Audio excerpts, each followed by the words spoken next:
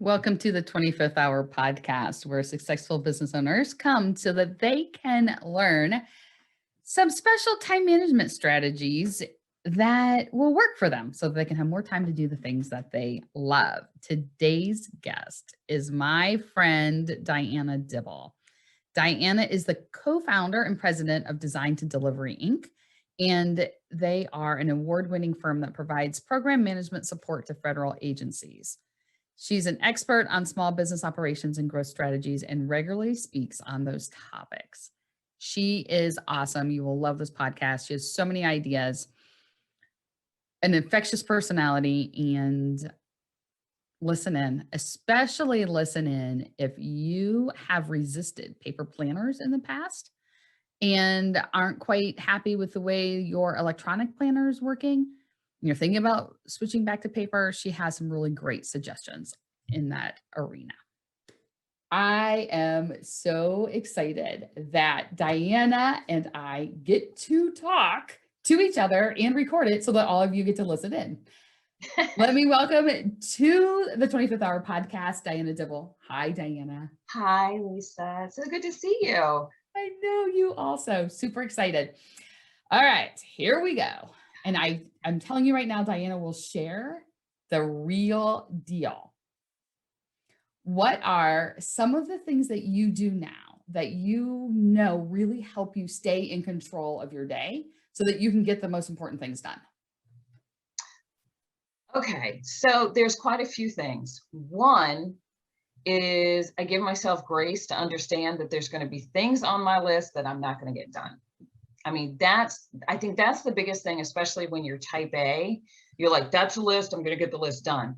And I think the biggest thing is that I've given myself grace that, some days I'm just going to get to the end of the day and that list is still going to be there. One of the other things I do, I'm a big Erin Condren fan. These are just a few of my planners. I've got my petite planner. I've got which one is this one? I think this is my life planner and my daily duo. They all serve different purposes. So my life planner is vertical and I have it set up. It's a week in review. And what I've done is I have put all of my tasks that I have for a week. I start saying, this needs to be done on this day. This needs to be done on this day. This needs to be done on this day. And it has 3 sections. So I do high, these are the priorities, high, mid, low, and then there's a little section at the very bottom and I put miscellaneous. So that might be, I need to get groceries, I need to do laundry, might need to eat, those kind of things. From there, I take my task and then I'm able to put them into my petite planner, which I use the agenda. It's a daily view as a to-do list. There's no appointments in it. There's no nothing. Then my daily duo, which is also a daily view, but it has hours in it. So I can block out time that I have for meetings because I don't have time to always go back to my Google Calendar, but I also put focus time in there. So I'm able to say from this time to this time, I'm working on HR stuff. From this time to this time, I'm doing corporate. So I'm using the blocks of time to take the tasks that are priorities and I have them set up by type: corporate, finance, HR, personal, NABO, and they're all color coded. And then I can use that time to knock out those priority in that task type. And it seems like it's a lot of work, but one, the creative side of it gets the other side of my brain working, which is calming to me. But 2, it allows me to say, at this time, I'm going to be focusing on these priority tasks for this part of my business. And then, then make sure I put in lunch because I forget to eat. And then what we had talked about previously in the last video that we did, making sure that there's space in there. So I'm not putting everything on top of each other and I'm like, getting up, checking email and doing stuff from 8 o'clock in the morning to 8 o'clock at night. There is space for the emergencies. So that's really been working. I mean, and it's really funny because I am a person who's so organized and, so driven to make sure that everything gets done that I actually am getting more done with this new system, even though it seems like it's more work up front. So I'm curious, how long do you think it takes you to set up those pieces?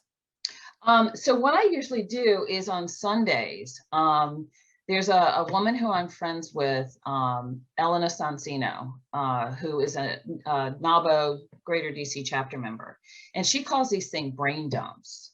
So on Sunday, what I usually do, I like to do the layouts for my planners, because I like the stickers and the all the fun pins and everything. And I start looking at what didn't I get done last week? What do I have to get done this week? And I do it while I'm watching TV. It's not that big of a deal. Like, you know, it gives me a chance when it's quiet versus trying to do it, because when Monday comes, I hit the ground running. So I try to do the brain dump on on Sundays, or if it's a quiet Friday, like when do those happen? I try to do it on Friday. Oh, yes. You know, and then I don't have to deal with it over the weekend. But it may sometimes be, and this is where the grace comes in, I don't get it done until Wednesday, you know, because I needed to get some other stuff done. But the biggest thing is I've taken the stress out of it, which I think burns more energy and makes you less productive than just saying, I'm just not going to do it. I need to take a break. Right. Well, it's the decision fatigue. Mm-hmm. If you can make all the decisions, well, not all, but if you can make a lot of the important decisions at one time, Mm-hmm. then all week long, you don't have to decide, do I do this or do I do this? Do I do this or do I do this? Because you're just looking at, oh, it's 8:00 on Tuesday morning. I've decided that that's HR time. Here are the HR tasks that are high priority. Mm-hmm.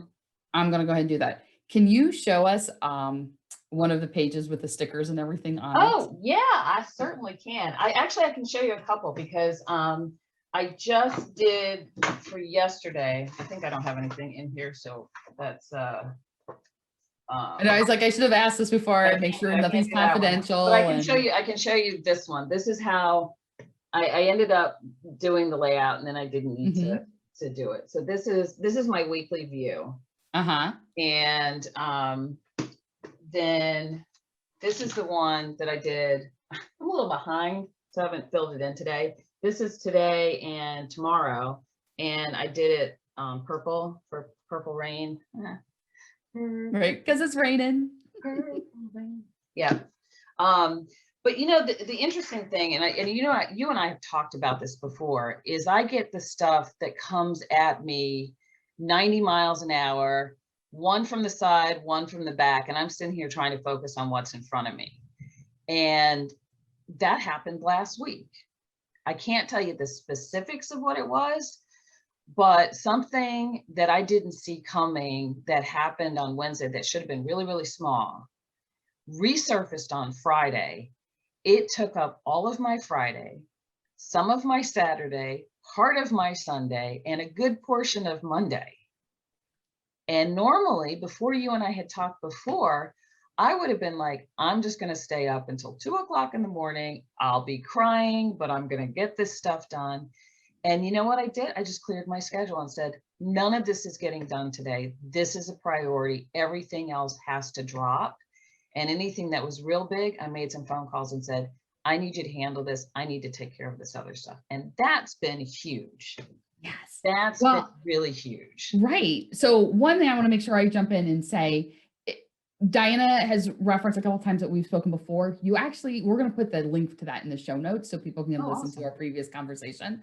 But when you say you made some phone calls and said, can you handle this? Who did you send that in general, who did you send that kind of stuff to? To my VP of business operations. And normally I don't send her additional stuff like that because she already has a full plate. But I was like, you know what? She's going to have to push down some of her stuff to our business operations manager. What happens? The business operations managers learn something new, and we can push that down. The VP of business operations learned something new. And it didn't take me as long as I thought it would to be able to pass that on. because I kept saying, oh, I don't want to overburden her, because when you do that, then, that's when mistakes happen, and on and on and on. But I had to take my trust of them to another level in order for me to be as productive as I needed to be, because I sacrificed my productivity for their comfort. And it turns out they, one, had the bandwidth to do it, and two, liked the new responsibilities. So, and you know how it is when you get something that you really enjoy, you get that burst of energy. So it was humbling. It was humbling a little bit, because I always have said I have a high level of trust in them, but apparently I had another level that I could take it to. And when I did, they rose to the occasion. Right. So it was a win-win-win. Yes, I am so excited. That's why I wanted to dig in there, because I am so excited that you were able to do that. And I can't remember. So for those of you listening, can't remember if this conversation Diana and I had was actually on the recorded part, if it was afterwards. But this was one of those places where you were struggling about delegating, because you're like, they already have so much stuff. And that's anyone the who's problem with being a manager is right. because how much do you put on people that their quality of work suffers, and then you're like, well, you're making mistakes and stuff. Right, right. It's a real balancing act, but it's easier to give something and see how it goes, and then take it back if you need to, than just be out in the ether wondering or assuming. I made an assumption and I was wrong. Right, right. I have a friend who used to say to me all the time, don't make decisions for me, just ask me. And I wasn't doing it to be mean, but I'd be like, oh, she's probably busy, I won't ask her to go with me here. Or, oh, she's probably too busy to be on my committee, so I won't ask her, like those types of things. And she's like, I am a big girl, I can say no. Just ask. And it's a little different dynamic when it's an employee. Yet when you can create an environment where they feel safe saying, I'm not sure I have the capacity for that. Yeah. And they do that. That's the funny thing, is I already had that in place. But again, I made an assumption about something. And the really cool thing is that's how I learned how to do stuff, is that my bosses over the last 30 some years in government contracting, they gave me tasks, and I like, give me everything. I just want to learn everything. And that helped me in order to, have successful businesses.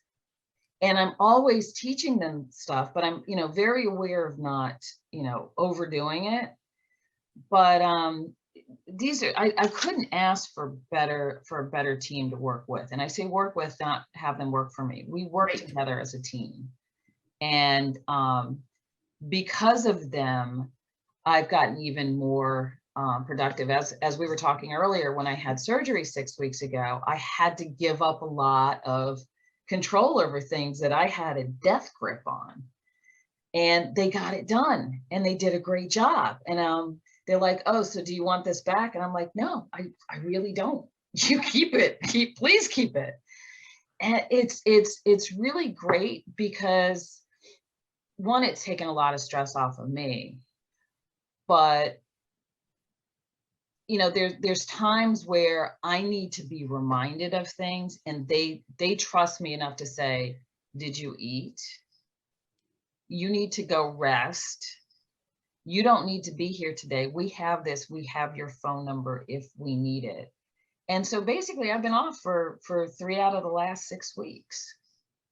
Yeah. It's amazing. It's absolutely amazing. And I came back and I'm like ready to go. Right.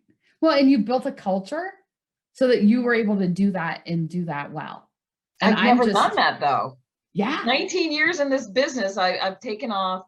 When I got married in 2004, I, went to Israel for our honeymoon. And I went to Italy a couple summers ago and took off, 10 days, but still was working remotely.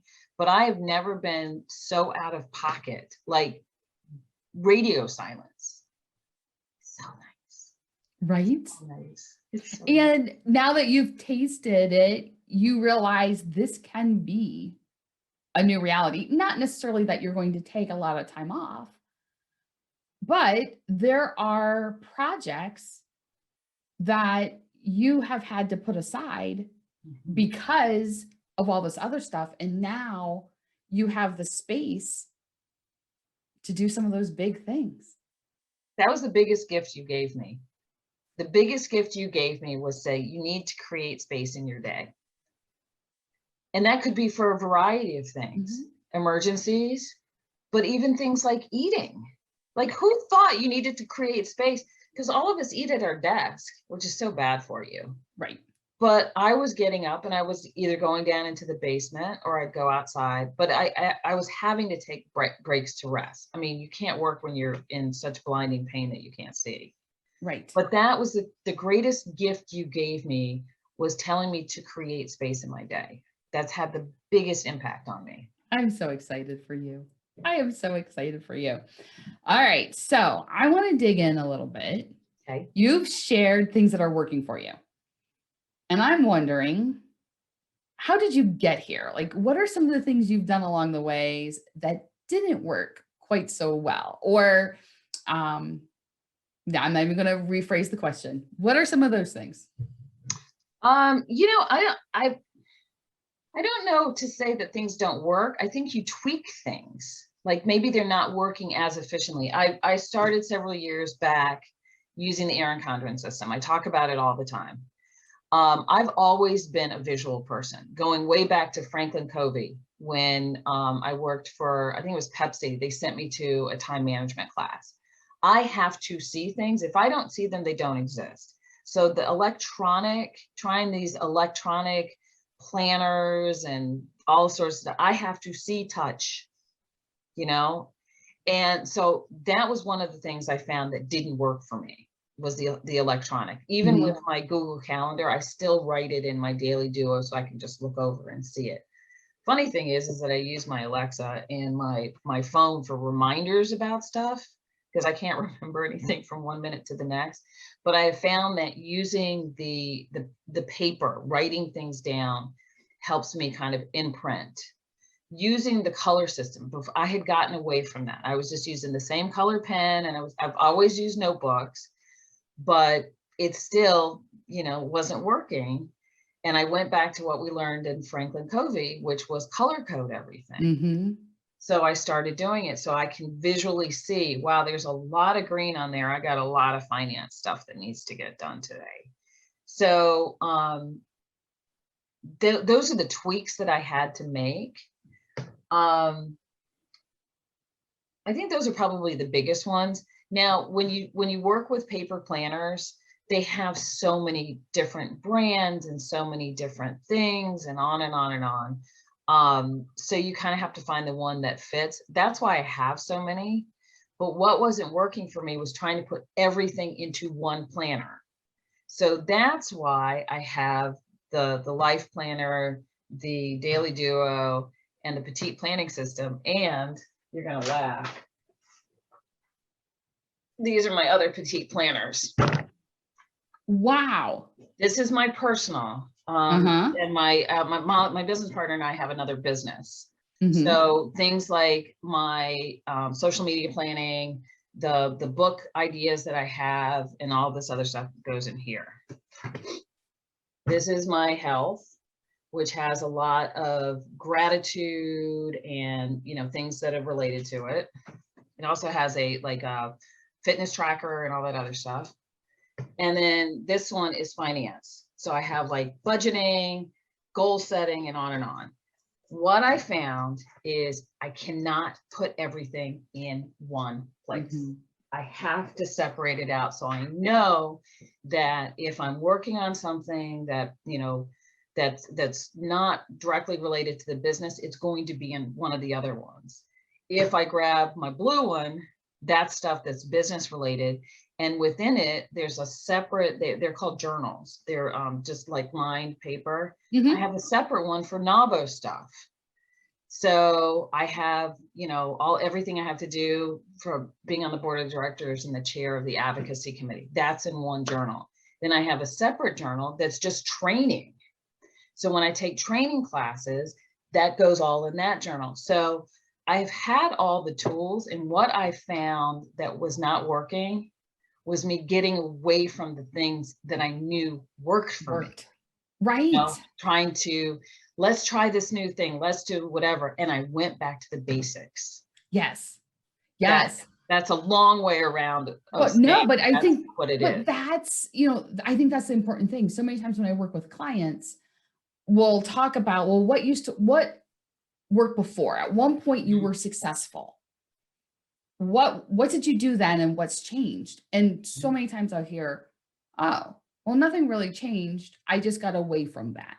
And it's like, but that's a big change. That's a huge change. You're a smart person.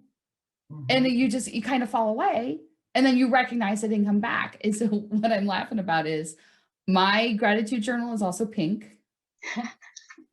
And I think we were probably at the same Cubby workshop when I first started as an administrator in high school. They sent me to one, because everything you're saying, I was like, oh yeah, I did that. Like, did you get the big Padfolio like this? Don't laugh, I still have it. I do too. It's on top of my shelf in my office, because I kept going back to paper. And even when I stopped using their system, I still use their folio. I still use the traits and everything. And it's so funny because there's so much peer pressure to do other things. Like, like sitting here on my desk is my my tablet, So when I travel, I was taking notes in it because it has a pen and, on and on. And you know what I found out? I never go back to look at it. It's great. It's convenient. It's whatever, but it's just trendy for me. It was not usable because I'd have to open it up and then I'd have to find the page and what was it, versus now I know it's in this book, it's in this journal, and it's all dated. It's easy. I can flip pages. I can't flip pages in there. Yeah. No, here's mine. I use the planner pad and everything. So like when you're talking about high priority, medium priority, things like that. So some of what you have in multiple things are laid out for me here, because like my appointments are here and what I'm doing. But once I had one that was a little bit smaller than this, a different brand. It was too small. I can't get all my stuff in there. You can't, yeah. And then what's good? Well, why is that good? Right. And then I had one that was bigger, which was great. I had all the room in the world, but it wouldn't fit in my purse. Yeah. And so then I wouldn't take it with me anywhere. So like I always share with clients, stick with it for 3 months. And then after 3 months, if it's still not working for you, identify exactly what's not working and all the things that are before you make a switch. Yeah. Yeah. And I have to tell you, you said something that was really interesting about the, not being able to take stuff in your purse. So this is my work when you see all the everything. The really cool thing about this is it comes with separate journals. I have this so wrapped. So there's 4 different journals that fit in here. The really cool thing is that when we go to like NAVO events, when we go to WBC or Leadership Academy, I can take out, like I usually have two different journals, which is 6 months of daily agendas, and then 2 journals that I can write in. When I travel, I swap out. I don't need 6 months of daily agendas. I need an extra writing thing. Right. Or I want to take my gratitude journal, so I can swap out and take on trips exactly what I need. And this thing it fits in my my tote bag. Or I have a lot of these. Let's see if I can grab one. Yeah, that all fell. This is the size of them, right? I can just take this with me because I had a doctor's appointment. I had a small purse. I just threw this in it. So I was able to keep going and keep doing what I need to. This has been the best thing I've ever bought because of the flexibility that it gives me. Now, some people are like, well, it's too small and I don't like it's daily or it's whatever. But if you're looking for something that has the flexibility, because that was really important to me, because the other 2 big ones sit on my desk. I don't take them anywhere. They're too heavy. They're too cumbersome, and I need more room to write. I write like a third grader, where the letters are like this big. You get like 2 words on each page. But this folio has been life-saving for me because of its flexibility. I love, and I am like fighting myself right now to make sure I take my own advice. What I have right now works, but I am so intrigued by everything you've just shared. I was like, well, do I want to tweak it, make it work a little better? And I'm fighting my inclination right now to follow the shiny object, though. That's the hard part, isn't it? Right? Although we may be sitting next to each other in New Orleans and I'll be like, check out my new planner. I know, right? Well, if you decide, let me know, because I have I can get you a code for the discount off your first. I absolutely, I will. So you mentioned your business. Tell us a little bit about what you do. Okay. So, Design to Delivery Inc. Is founded by myself and my business partner, Molly Gimmel, and we founded it on September 10th, 2001, day before September 11th. And when we originally started, it was to help small businesses win and manage government contracts. We did soup to nuts, full life cycle, from the time you identify it all the way through proposal submission and award. Because there weren't anybody who was doing that for small businesses. Really large businesses had soup to nuts. Small businesses had to literally go to like 4 or 5 different companies, and that created issues with continuity and stuff. Timing was really good because we knew defense contracting. So there was a lot of opportunities for us to help small businesses. Then several years into, and I don't even remember how many years at this point, it's probably like 10, 11, 12 years, we switched because after the recession, our biggest customer went out of business owing us $500,000 or $250,000. So we're like, oh, we need to pivot. So we pivoted into supporting the federal government agencies directly, and we work in their procurement offices, providing acquisition support, and that's what we're doing now. So we are currently in, I think, 7 different states. We have about 80 some employees. We have 2 offices, one in where are we? Bethesda, Maryland. Like where do I live, right? And in Indiana, and then the rest of our people work on government sites in different places. But that's pretty much what we do. And then we started a second business back in 2014, which is a wellness center. And after several years of that not working out, we closed it. And then we just started another business.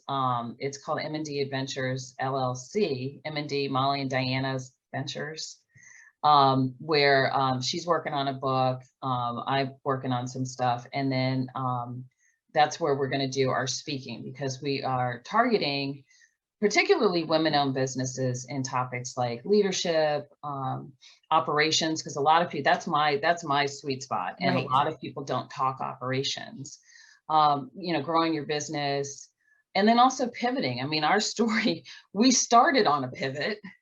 Right. We had to pivot again after the recession, and I think that was 2008, 2009. And then we've had to pivot in terms of how we're doing business since the pandemic. So I've got some really good information and good stories, and I'm happy to share them with people.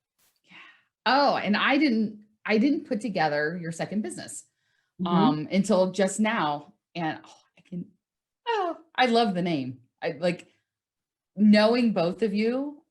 That is isn't it? Because we're always on an adventure somewhere. I mean, and it's interesting because our business is going to be 20 years old in September. And people are like, what's your secret? And we're like, what's your secret? Because it's just, we've known each other for over 20 years, and we're really family at this point. But when you look back, it's really hard to have a business partner, especially for that long, because usually at some point there's a falling out. Right. And, we've had arguments or disagreements, but I don't think we don't stay mad at each other for, longer than a few minutes. I mean, it's really unique and special. So we're trying to tap into that to be able to share with other people. But I think at the bottom of it is I trust her more than anybody on this planet. I'm sorry, mom and dad. I mean, she is, when people say ride or die, that is my ride or die. I mean, just literally, I know that if I needed anything, that she would drop everything, and she knows the same. But I think the other thing is that I'm type A. I'm a type A personality, but I'm also a type B. It's the strength. I'm really unique, but I have like all sorts of crazy. I've got OCD. I'm like in the weeds, and I'm one of those people that have to have, not just a plan B. I have so many plans. We've gone through the alphabet. We've got, numbers, sub numbers, dash 1A or whatever. And she's kind of like, let's wait and see what happens. So she lets me be, but it's also, we balance each other out. Right. Because we both couldn't be like me. We drive each other crazy. Right. Right. And vice versa. Yeah. Yeah. Well, we wouldn't drive each other crazy. We probably would just be so laid back that I was like, we wouldn't be getting everything done. Like, I'm like, okay, we need to do this because on December 29th, 2023, this is going to be due. So we need to start talking about that now. And she's like, are you serious? Hang up, get off my phone. Get off of my phone.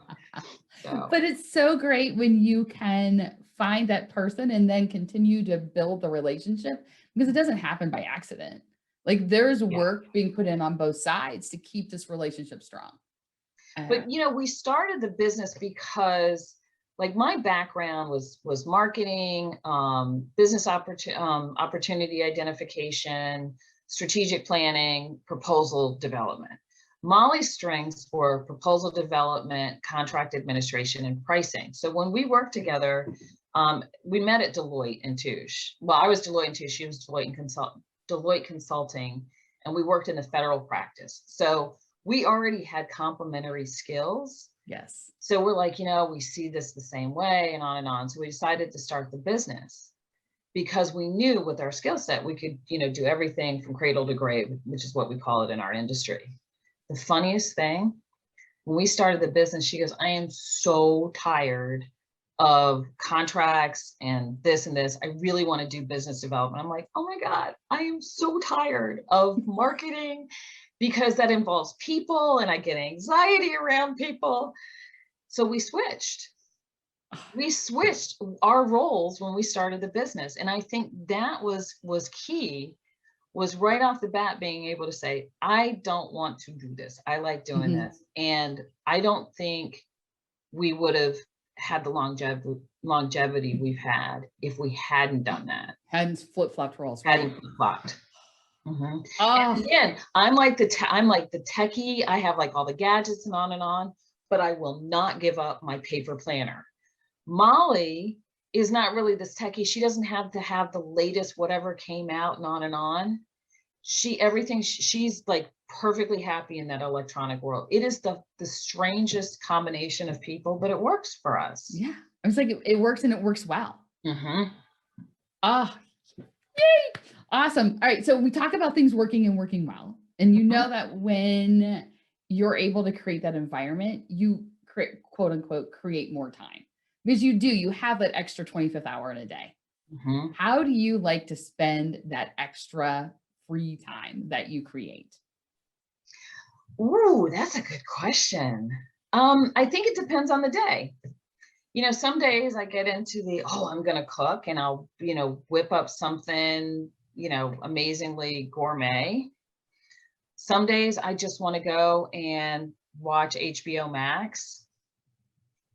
Some days I want to just sit outside. Some days I play video games. I think the most important thing is that having that space allows me the opportunity to choose. Mm-hmm. I mean, that's the coolest thing. But I have been doing a lot more things that are creative. That's why I like putting stickers in my planners. Because people are like, why do you need that? And I'm like, because it's fun. It's allowing me to use a side of my brain that I don't get to use every day because of, operations is not necessarily creative. accounting is definitely not creative. So, that's a whole nother podcast. That's a whole nother podcast, and it's funny because my background, my undergraduate degree is in musical theater. So I have I was a professional dancer. I trained in New York and in the south of France. Like there's this whole side of me that doesn't always get used. And I'm finding with that extra time, I do more with my planners to play with that creative side. I've started using Canva to create more Instagram posts that are interesting. And I have this thing, you're gonna laugh. I have a problem with pens. These are some of my latest acquisitions. They're like metallics and dots and all sorts of stuff. Oh, wow. Wait a minute, tell me about the dots one. So the dots, they're really cool. You can use them. You can either use them to make like, what do you call it? Like draw with, like little dot things. What I'm going to use mine for is I'm going to take the colors. I haven't even opened this. This came like yesterday evening. I'm going to use the dots to color coordinate with the sticker kits and use them, like when you check off something on your checklist, I'm going to use the dots to create the check box. Ooh. And then I have a whole nother one. There's like 80 or 60 in the set. And I have an adult coloring book. And I spent one Sunday, 4 hours coloring. I mean, it's just, so that's what my extra hour has given me to do. It's given me the space to also create. And I love that. Oh, I am so sitting next to you in New Orleans. Oh, you better believe it. All your markers. Oh my God. And to be with you. But and I've been like this since high school. I'm embarrassed to show you how many pens I have. I mean, they're all, and one of them, the really stupid, I hope Molly doesn't see this part.